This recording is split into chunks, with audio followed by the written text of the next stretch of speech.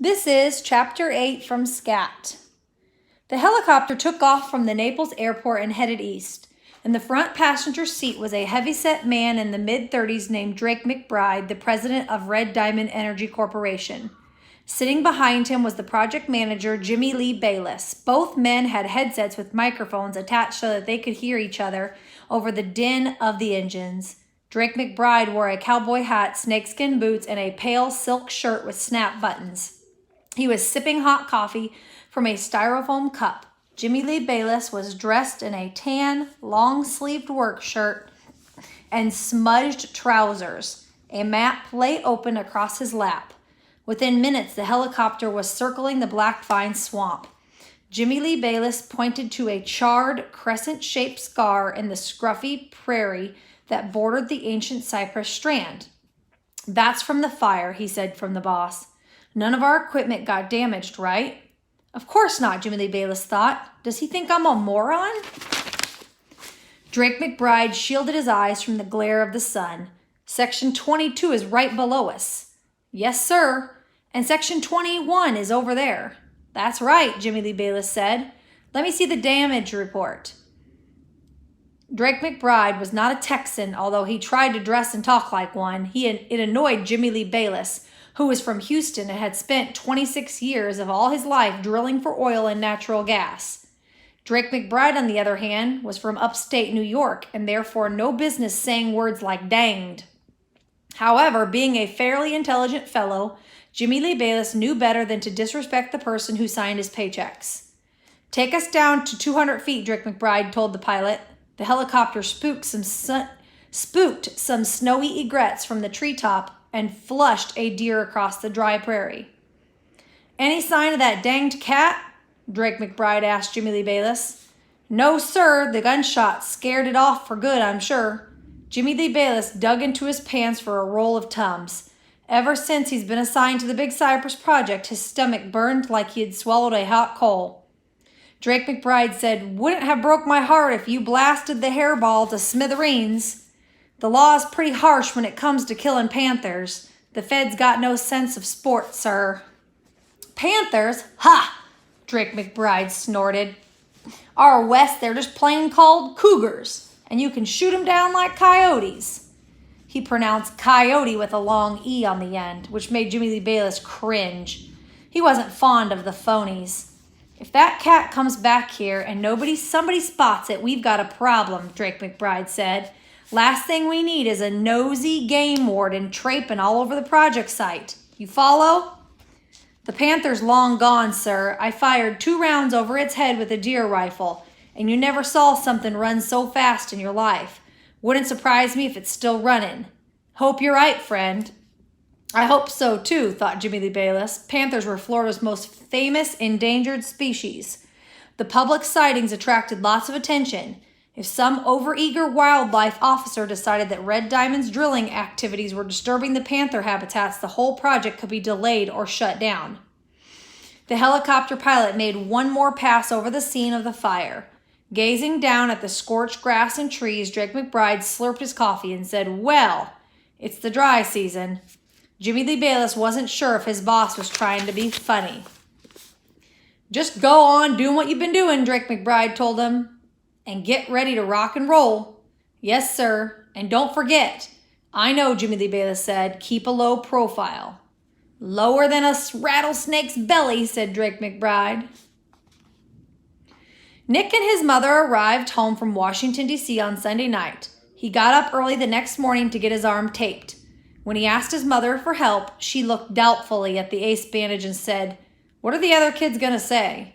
"I don't really care," said Nick. "I want to go through the same thing Dad is." "He won't be home for a while." "Well, I need to get a head start." "Nicky, please. Just wrap me up, Mom." Per usual, Marta sat next to him on the school bus. She asked him what had happened to his right arm, which was bound tightly behind his back beneath his shirt. The right sleeve of his blue school blazer hung limp. Nick said, "From now on, I'll be doing everything left-handed." "Writing too? What about baseball and lacrosse?" "Everything."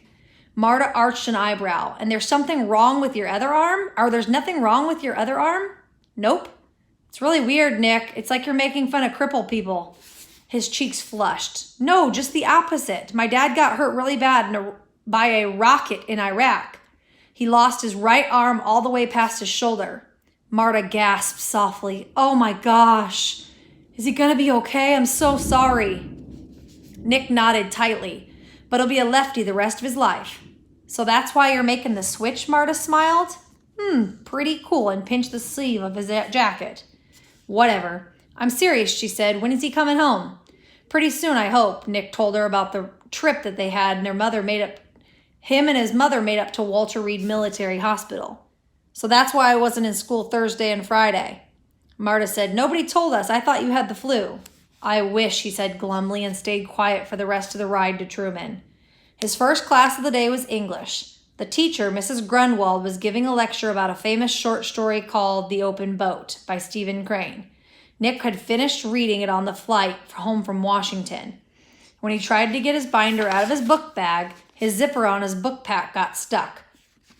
It wouldn't have been a big deal if Nick's right arm hadn't been strapped behind him, but the weaker his left arm couldn't handle loosening the zipper by itself. Every time he jerked on it, the backpack rose off the floor and he lost his leverage. Mickey Maris, who was behind him, saw what was happening and reached over to help. Nick waved him away. With grim determination, he planted both feet on top of his backpack to hold it in place. Then he yanked with all of his might on his zipper hitch, which instantly snapped off in his fingers. Nick grumbled underneath his breath, tugged his book out of his book bag onto his lap using his tip of his ballpoint pen, separated the teeth of the broken zipper to open the stubborn book pocket. He removed his English binder, slapped it open on the desk, carefully positioned his pen on his left hand, and prepared to take notes. This famous tale of a shipwrecked crew, Mrs. Grunwald began, was based on a true episode in a young author's life. Writing left-handed, Nick felt weird, like having a crab claw on the end of the arm. Nick tried hard to guide the pen smoothly. He was trying to spell out the words based on a true story, but on paper, the line came out looking like a dizzy worm. Mickey Maris, who had been peeking over Nick's shoulders, whispered, "It's okay, dude. You can borrow my notes and scan a copy after school." Nick firmly shook his hand. Thanks anyway. He wasn't about to give up this easily. By the end of the period, the letters were stringing together and looked with such difficulty, actually beginning to resemble those in the English language. The next class was algebra, and its quirky formulas presented a different kind of challenge. Happily, Nick found the numerals and the symbols easier to master with an untrained hand than the alphabet. By the time he got to biology, his left arm throbbed and his fingers were cramping. A substitute teacher stood writing on the board, his back packed to the students. Still no Mrs. Starch, Nick whispered to Marta. She took a leave of absence. You believe that, Marta said? Dr. Dressler made an announcement on Friday. Strange, Nick thought. Did he say why? Family emergency, whatever that means. Marta's cell phone began to vibrate, and she turned it off. He did say that the old wrench would be coming back, unfortunately.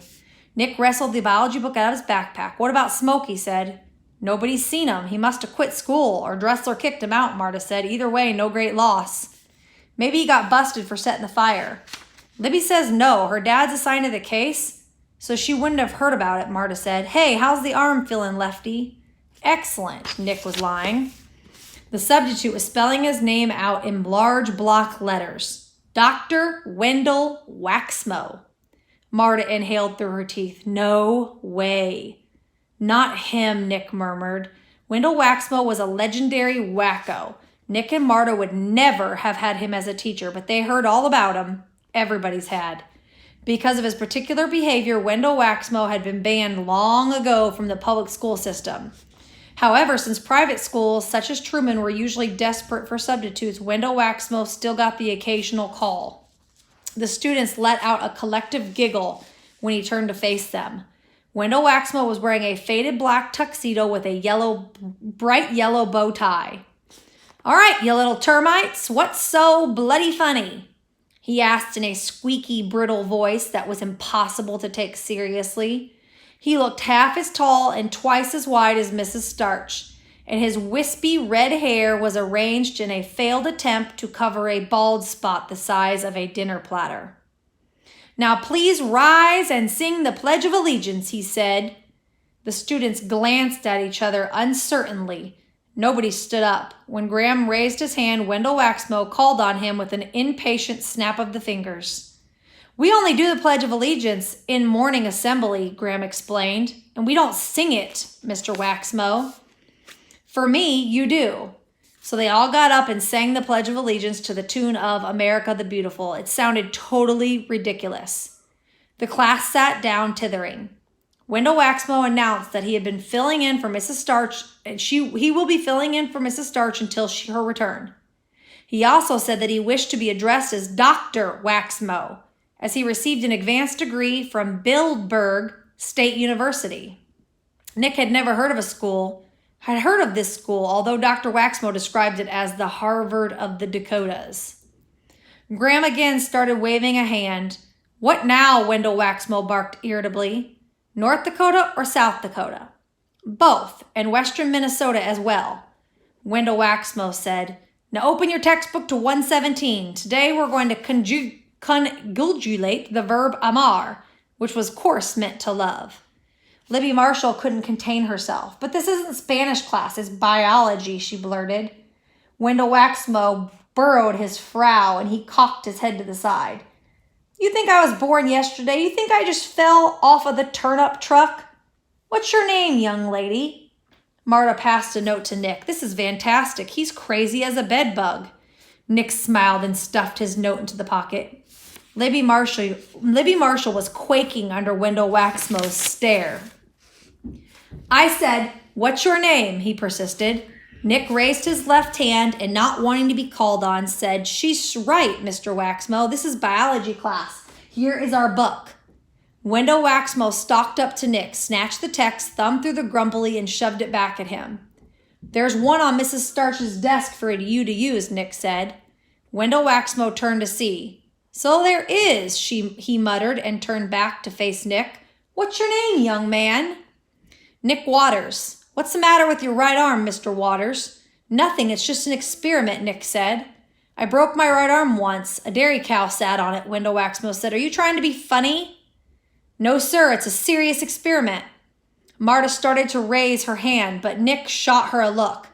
He didn't want anyone in class talking about what happened to his dad. "Well, you better hope that cloven 500-pound beast never sits on you, Mr. Waters, because it's not funny." Wendell Waxmo strode to the front of the room and hoisted Mrs. Starch's book. "All right, everybody, let's turn to 117. The students just sat there. They thought he was joking, but he wasn't. "What are you guys waiting for?" he snapped. "It's not a Spanish book, Dr. Waxmo," Libby Marshall said in a small, brave voice. Rachel spoke up.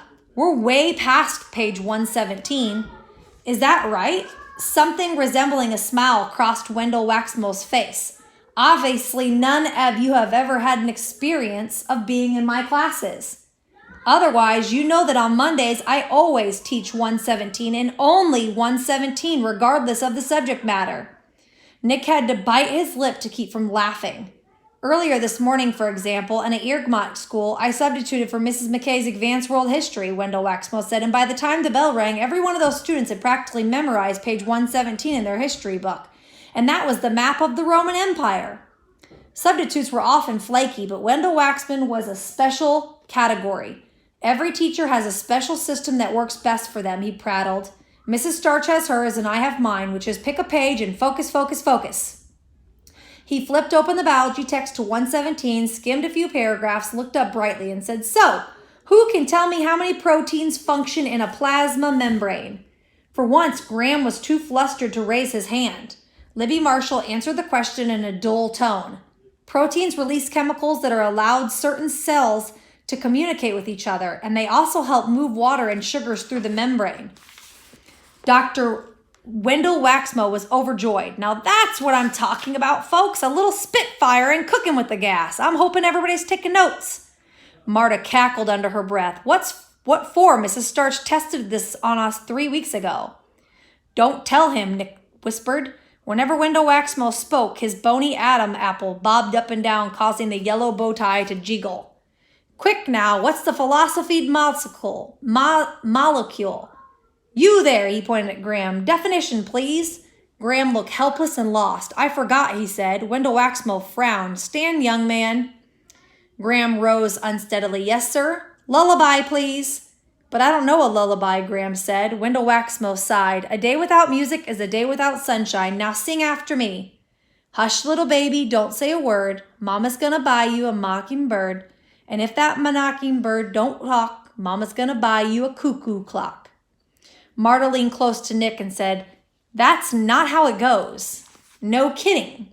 Wendell Waxmo wasn't exactly a born singer. After he finished warbling, the student sat stunned relief that he mistook for appreciation.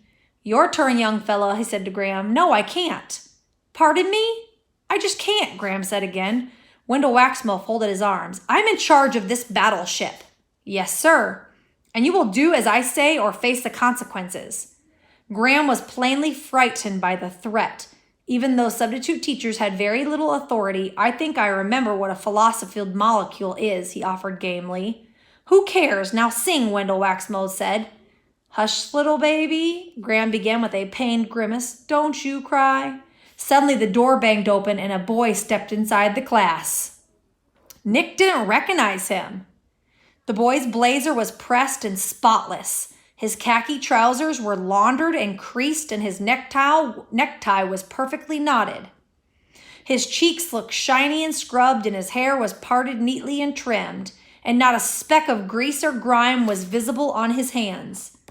And who would you be, Dr. Wendell Waxmo demanded. I would be Dwayne Scrood, Jr., the boy replied. End of chapter 8.